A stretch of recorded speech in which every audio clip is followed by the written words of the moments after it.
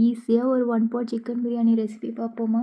ஒரு பெரிய வெங்காயம் இந்த மாதிரி தின்னா வந்து கட் பண்ணிக்கோங்க. நான் 2 பேருக்கு சமைச்சிருக்கேன். அப்புறம் பட்டை, கிராம்பு, ஏலக்காய் இது எல்லாமே நம்ம வந்து போட்டுட்டு நல்லா ஃப்ரை பண்ணிக்கணும் ஆயிலில். அதுக்கப்புறம் சிக்கன் வந்து நான் மஞ்சத்தூள், உப்பு போட்டு நான் ஊற வச்சுருந்தேன் கழுவுறதுக்கு. இப்போ இந்த வெங்காயத்தில் கொஞ்சம் உப்பு போட்டு இந்த மாதிரி மூடி வச்சு குக் பண்ணிங்கன்னா அது சீக்கிரம் என்கிட்ட ஃபுல் ஏலக்காய் இல்லை, நான் ஏலக்காய் பொடி ஒரு பிஞ்ச் போட்டுக்கிட்டேன். மூடி வச்சுருங்க. பாஸ்மதி ரைஸ் நான் ஆல்ரெடி வேக வச்சு அதை ஆற வச்சிட்டேன் நல்லா.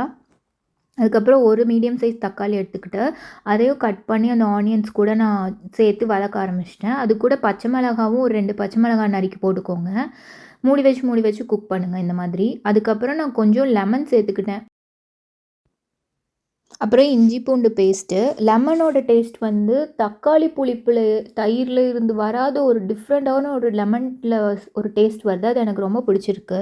ஸோ நான் லெமன் ஆட் பண்ணிவிட்டு நல்ல தக்காளி எல்லாம் மசிஞ்ச பிறகு நான் மிளகாத்தூள், மஞ்சத்தூள், மல்லித்தூள், கரம் மசாலா தூள் வேணும்னா டேஸ்ட் பார்த்து இன்னும் கொஞ்சம் நான் உப்பு சேர்த்து நல்லா மிக்ஸ் பண்ணிவிட்டேன் ஒரு 3 மினிட்ஸ். அதுக்கப்புறம் வாஷ் பண்ணி வச்ச சிக்கனை நான் வந்து கட் பண்ணி வச்சுருந்தேன்னா அதையும் அதில் போட்டுட்டேன் நல்லா.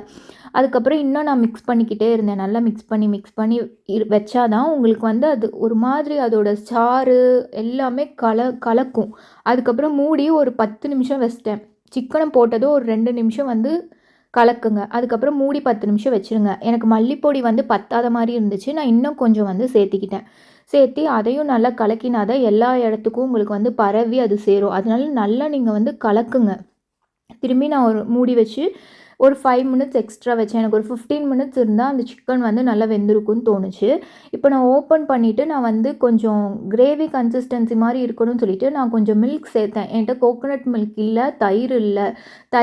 தயிருக்கு பதிலாக நான் லெமன் சேர்த்துக்கிட்டேன். அப்புறமேட்டுக்கு கோகோனட் மில்க் பதிலாக நான் நார்மல் பால் சேர்த்துக்கிட்டேன். பால் சேர்த்திட்டு இன்னும் நான் வந்து அதை நல்லா கலக்க அது ஒரு கிரேவி கன்சிஸ்டன்சி வந்துச்சு. அதுக்கப்புறம் இந்த மாதிரி ஒரு பெரிய வெங்காயத்தை கட் பண்ணி நான் வந்து ஃப்ரை பண்ணி வச்சேன் ஆயிலில். அந்த வெங்காயத்தை வந்து ரெடி பண்ணி வச்சுக்கோங்க. அந்த மாதிரி நீங்களும் நம்ம கடைசியில் பிரியாணி மேலே அதை வந்து தூவி விடலாம்.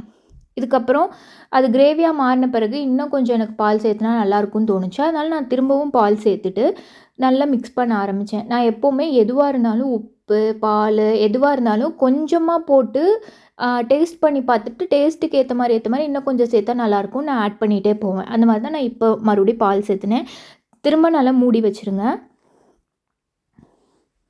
இப்போ ஓப்பன் பண்ணி பார்த்துட்டு எனக்கு வந்து கொஞ்சம் கிரேவியாக இருக்குது அப்படின்னா ஓப்பன் பண்ணி கொஞ்சம் ஹை ஃப்ளேம் வச்சு நல்லா கலக்குங்க. உங்களுக்கு இந்த மாதிரி தொக்கு மாதிரி வந்துடும். தொக்கு மாதிரி பண்ண பிறகு தான் நீங்கள் வந்து வேக வச்ச அரிசியை அது மேலே போடணும். அதுக்கப்புறம் நீங்கள் வந்து தம் வச்சிங்கன்னா தொக்கும் அந்த பிரியாணிக்கு கரெக்டாக இருக்கும். தண்ணி கிரேவி மாதிரி இருக்கிறதுல நீங்கள் பிரியாணி போட்டிங்கன்னா பிரியாணி வந்து சொதன்னு ஆயிரும். இப்போ நான் அந்த தொக்கு மாதிரி இருக்கிற கன்சிஸ்டன்சியில் பிளெயின் ரைஸ் போட்டு நல்லா பரப்பி விட்டுட்டு இது மேலே நீங்கள் வேணும்னா பட்டரோ லெமன் ட்ராப்ஸோ சேர்த்திக்கலாம். எனக்கு அதெல்லாம் நான் நல்லா போதுமான அளவு போட்டனால நான் போடல.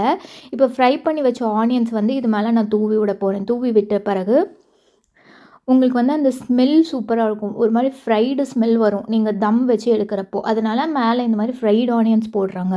அந்த பிரியாணியில் எங்கேயுமே பட்டர் சேர்த்திருக்க மாட்டேன். ஏன்னா நம்ம சிக்கன் போடுறதுனால சிக்கன்லேயே ஒரு பட்டரி டேஸ்ட்னஸ் வந்துடும். ஃப்ரைட் ஆனியன்ஸ் போட்டுட்டு நான் 20 மினிட்ஸ் நல்ல லோ ஃப்ளேமில் தம் போட்டு வச்சிட்டேன். அதாவது க்ளோஸ் பண்ணி அப்படியே வச்சிட்டேன். அதுக்கப்புறம் ஓப்பன் பண்ண பிறகு சூப்பராக இருந்துச்சு. ஆக்சுவலாக நான் ஓப்பன் பண்ணிவிட்டு எல்லா ரைஸும் எல்லாத்தையும் மிக்ஸ் பண்ணிட்டேன்.